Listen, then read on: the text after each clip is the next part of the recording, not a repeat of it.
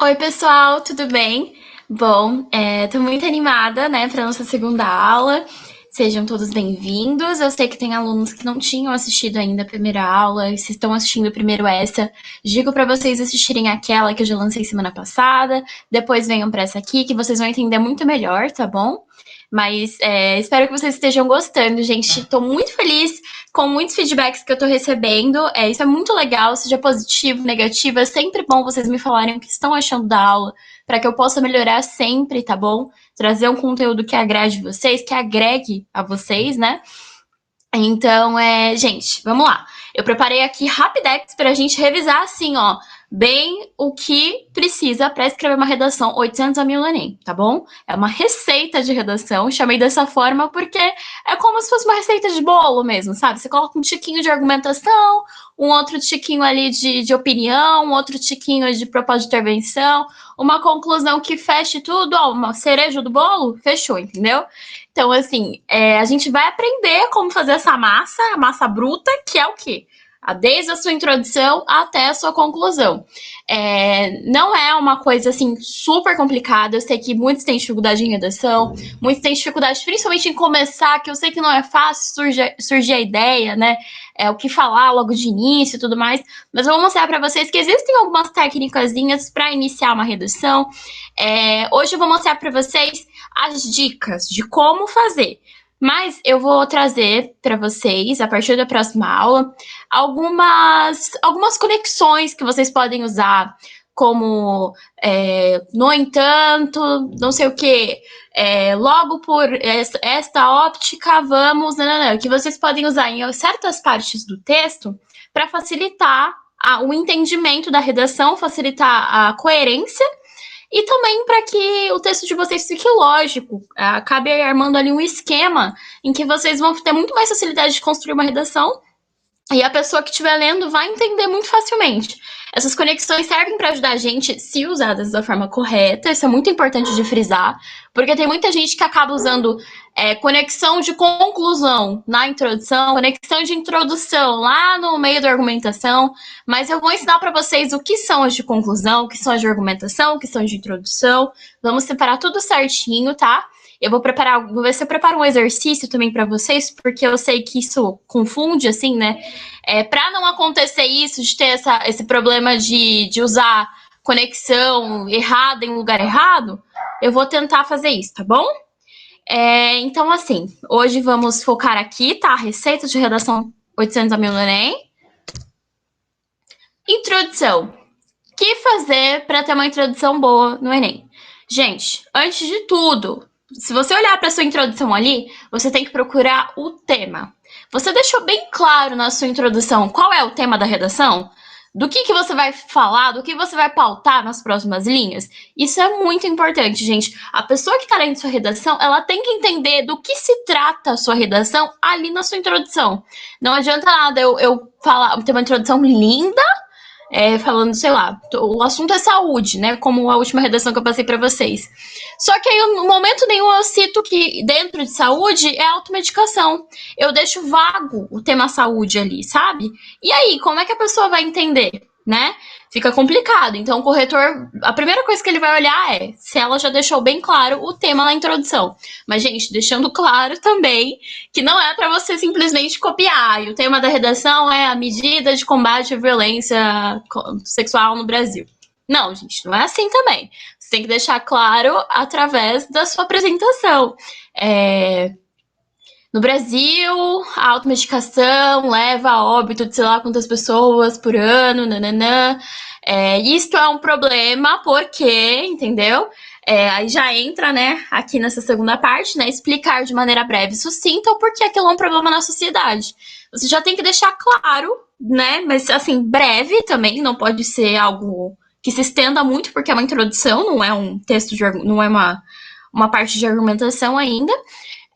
Por que aquilo é um problema? Por que a violência sexual no Brasil é um problema? Por que a automedicação no Brasil é um problema?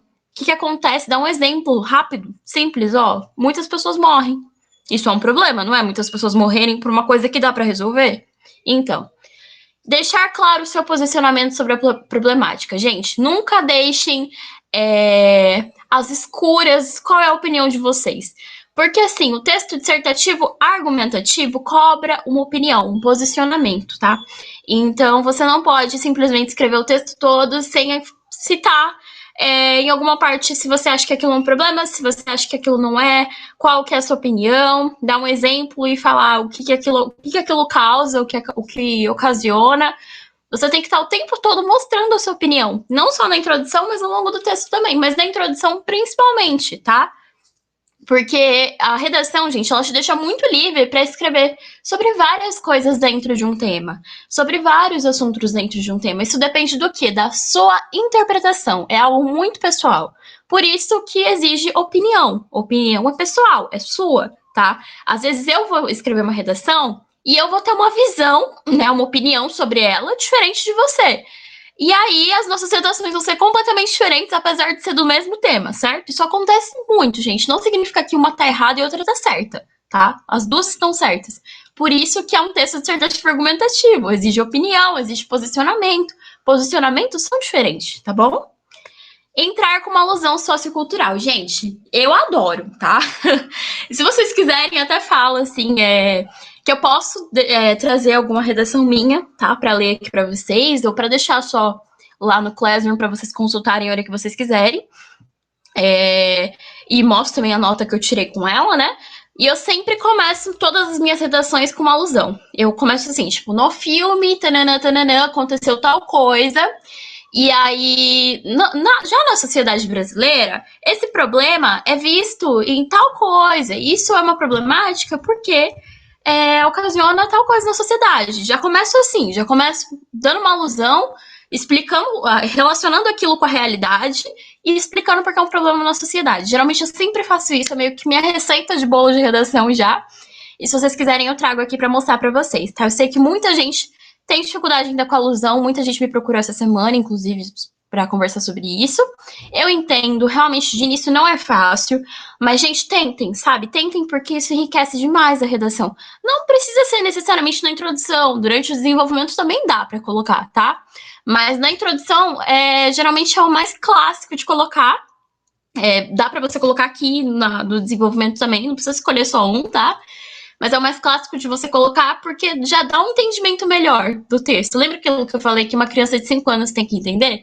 Então, sei lá, se eu uso o filme do Homem-Aranha para explicar alguma coisa ali, a criança vai conseguir entender muito melhor, não é? Então, quanto mais fácil, mais entendível, entre aspas, né, mais compreensível for sua redação, a gente falei brincando, tá? Entendível não existe.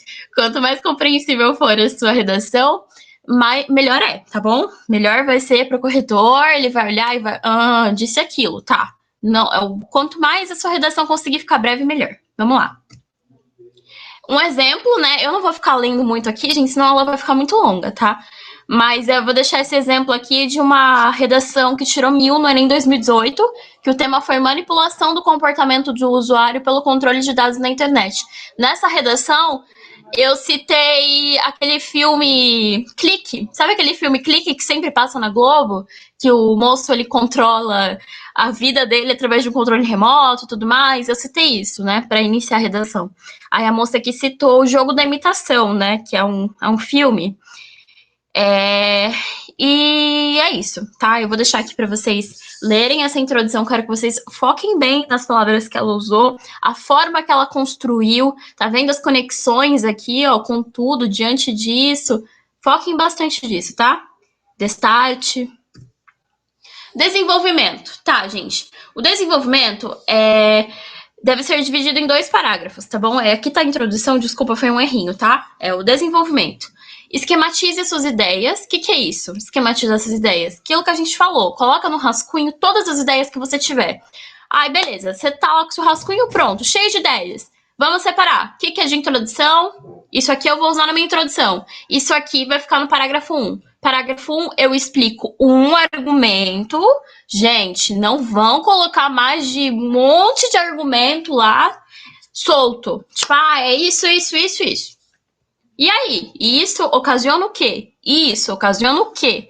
Isso ocasiona o quê? Entendeu? Tem que ficar claro. Não adianta nada você colocar um monte de argumento lá e você não explicar, tá bom? Então, assim, eu sempre dou essa dica. Um parágrafo, um argumento, eu explico por que aquilo é um problema, como ocorre, e é isso, tá bom? Outro parágrafo, explica o que é aquilo, por que é um problema, como ocorre, e é isso. Chegar na sua proposta de intervenção, você resolve, tá bom? Não resolva o problema durante o desenvolvimento. Não é necessário isso. Você vai resolver isso lá na proposta de intervenção. Tudo que você cita no seu desenvolvimento, ó, frisem bem nessa frase que eu vou falar agora. Tudo que eu falar no meu desenvolvimento, eu vou ter que explicar como resolver na proposta de intervenção. De intervenção, meu Deus do céu. Tá bom? É isso, gente. Não adianta nada eu escrever uma redação lindíssima, aí chegar lá, eu citei A no meu desenvolvimento e resolvi Z na minha proposta de intervenção. Não vai fazer sentido nenhum. Vai parecer que o que eu falei lá de problema não é um problema, porque aquilo lá tá. Não acontece. Na verdade, você tem que resolver aquilo, tá bom? Se você dá uma coisa, você tem que dar uma solução para ela, beleza? É importante que a união a gente siga uma ordem lógica. Bom, aquilo que eu sempre falei, desde a primeira aula, tô citando bastante com vocês, que eu falei, né, com o pessoal que veio me procurar no WhatsApp também. Gente, o importante é você ler a sua redação. Lê. Tá entendendo? Tá tudo. Uma coisa tá integrando a outra, tá entrando num assunto. Você termina um assunto, começa outro. Esse assunto tem a ver com o primeiro? Ok, sua redação tá indo bem. Use analogias e exemplos que já ocorrem na sociedade. Como eu falei, dá para usar uma analogia a uma música, a uma série, a um filme, alusão, ao que você quiser. A história, gente, nossa história é tão rica, né?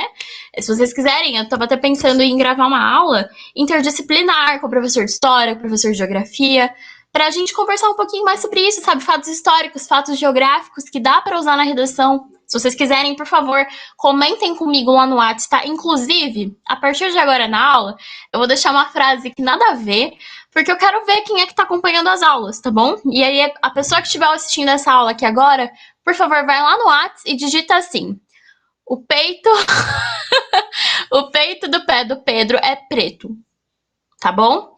Comenta isso aí, eu não sei nem se eu falei certo, mas é só pra ver se você tá prestando atenção na aula, tá bom? Bom, então vamos lá, continuando aqui. Os analogias e exemplos que já ocorrem na sociedade, tá? Já ocorrem ou ocorreram, né? Se for um fato histórico. Dependendo do fato histórico, ocorre ainda, né? Vamos lá.